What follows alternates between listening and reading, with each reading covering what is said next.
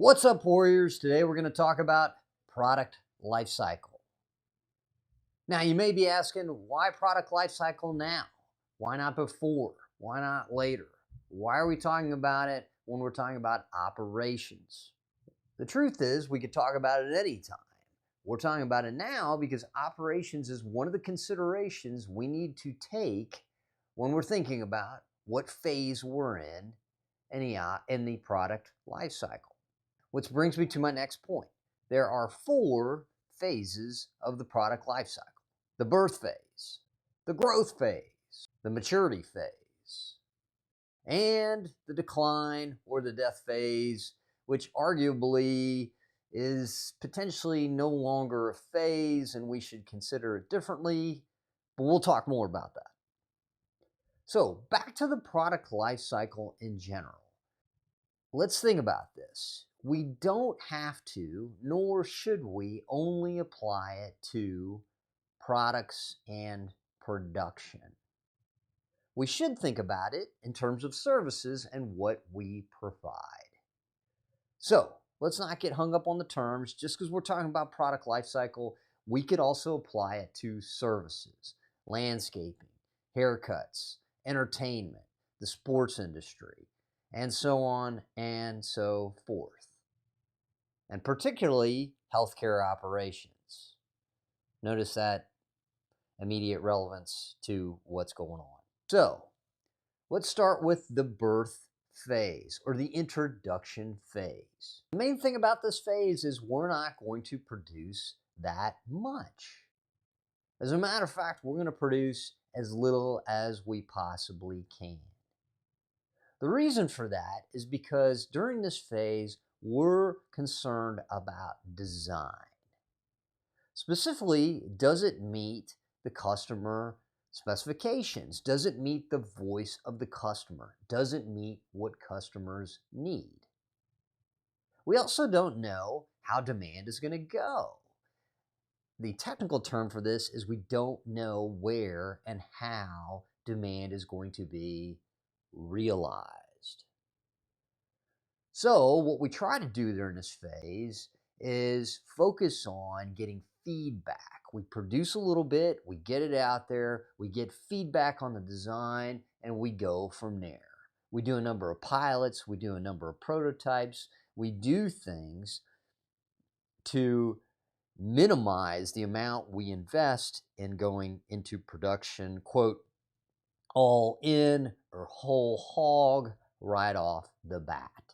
We can offset by producing a lot of hype, getting pre-orders, telling people how great this product is going to be, so we generate interest, and we kind of try to influence or force demand to realize rather than, quote, just letting it happen.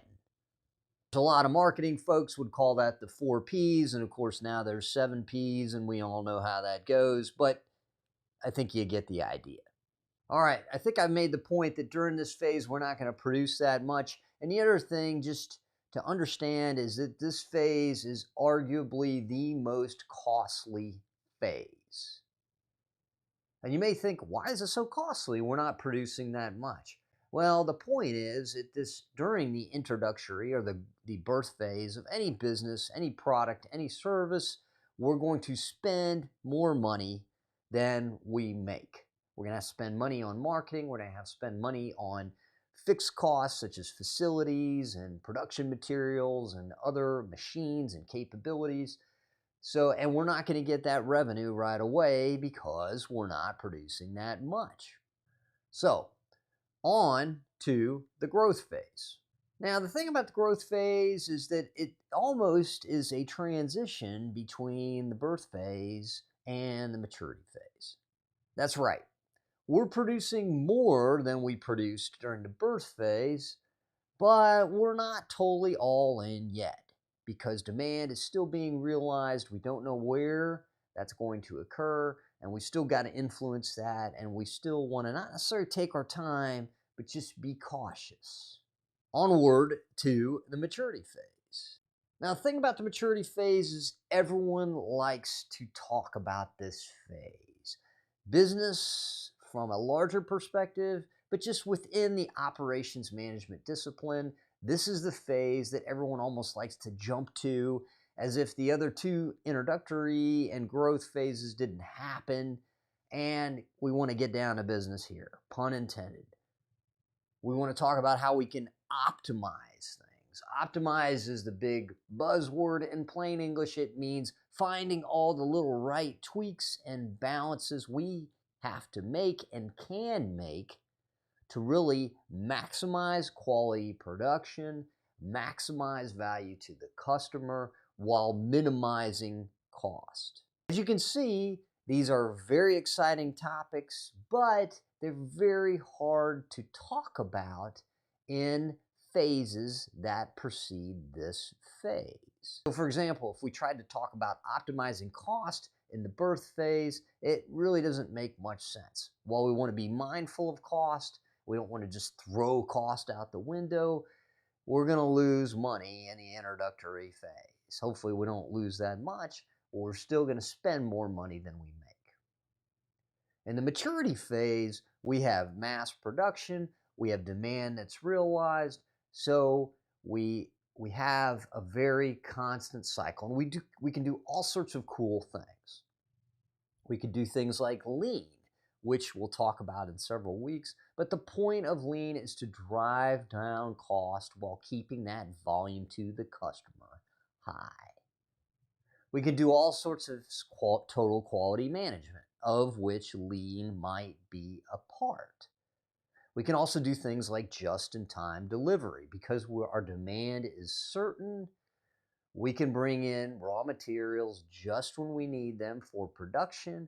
We decrease waste. We don't keep unnecessary inventory, both of raw materials and finished goods on hand. So maturity is where we all like to be, but the point is we don't just instantly get there. We have to work a little bit to get there. And to reinforce the point, during the maturity phase is where our production level is at the most highest, or is at the highest, and arguably the most efficient. Now, this leads us to, quote, the final phase. First, I'll talk about conventional ways of thinking, what the textbook says, and then I'll talk about probably what's more likely to happen in the modern world.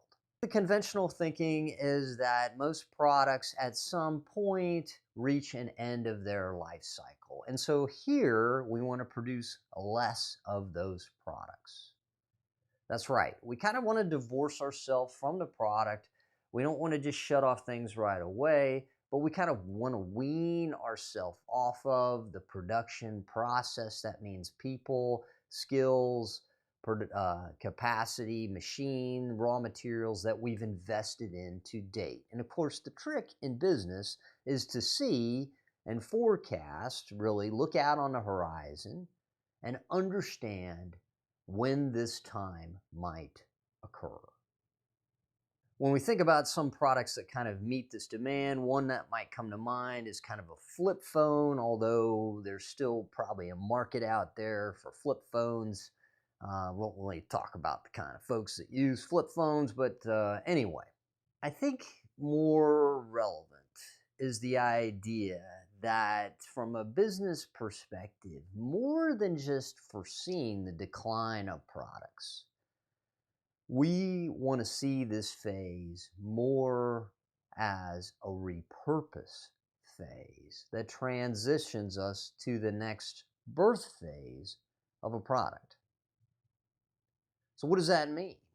Well, that means taking a product that's no longer needed and repurposing raw materials, skills, the labor force, machines, production processes towards a new product. This product could be a new and improved version of the old product, or it could look nothing like it. Now, not to jump on a conspiracy bandwagon, this is all, quote, the art of business. I would consider or propose that the phone industry is kind of like this. So for example, At the time that Pick a Phone number 8 is being released, it is conceivable that the powers that be are thinking about the capabilities that need to be in the phone 9, phone 10, phone 11 version, for example. What are you trying to say, or what am I trying to say? Well, it could very well be that the phone 8 is an inferior product being released on purpose so that you, the consumer, keep coming back for the phone 9, the phone 10, the phone 11, that 3 cameras that you gotta have for the gram, and so on and so forth. Why would this be? Why would someone sell me a phone knowing that I'll need another phone in a couple years? Who would ever dream of doing such a nefarious thing? Yeah, exactly. So, arguably, the decline phase is really no longer a thing. Although, we have some crazy examples of this sort of thing happening. Let's talk about one of my favorites. A big company that maybe a lot of you have never heard of because it's no longer a big company. This particular company was the thing back in the day. I remember my wife and I, that used to be our Friday night thing. We'd go out to Blockbuster, see all the new movies, walk through, rent a few, watch even fewer, and pay late fees. And then the next week, we'd do the same thing all over again. Well, this little company came along called, I don't know, Netflix, and said, hey man, we got this crazy idea we're going to do. We're not going to have any kind of brick and mortar locations. We're going to do this all through this thing called that Internet of Things. And we're going to we'll call this something cool, like has to do with fishing or something like that. Streaming. And you can stream these videos. You don't have to go anywhere. You can just sit at your house and watch a whole bunch of stuff. We'll call that binging. And you can just watch all that stuff and just kind of chill out. Like Netflix and chill. Yeah, man. Let's do it. And a big company, Blockbuster, was like, hey, dude, it'll never work. Well, we see kind of how that story worked itself out. Blockbuster was left with a whole bunch of facilities, a whole bunch of product, a whole bunch of inventory, and not a whole bunch of customers. The decline phase is probably more often now another transition and repurposing phase so that businesses can continually stay, quote, in business and don't have to make such a radical change. This is all part of strategy and strategic vision. So, to recap on this video, let's talk about a couple things. One, we're talking about product lifecycle because of the impact it has on operations, most specifically, how much or how little we need to provide or produce based on the phase that we're in. Number two, that there's 4 phases of the product life cycle: birth or introduction, growth, maturity, and death or decline, or potentially repurpose for that last one. So, if you like this video, do all those things that you would do. Hit the bell, whatever, send up a carrier pigeon, fly a plane in the sky with a sign behind it that says, I really like that video. Follow me on the gram. We'll see you next time.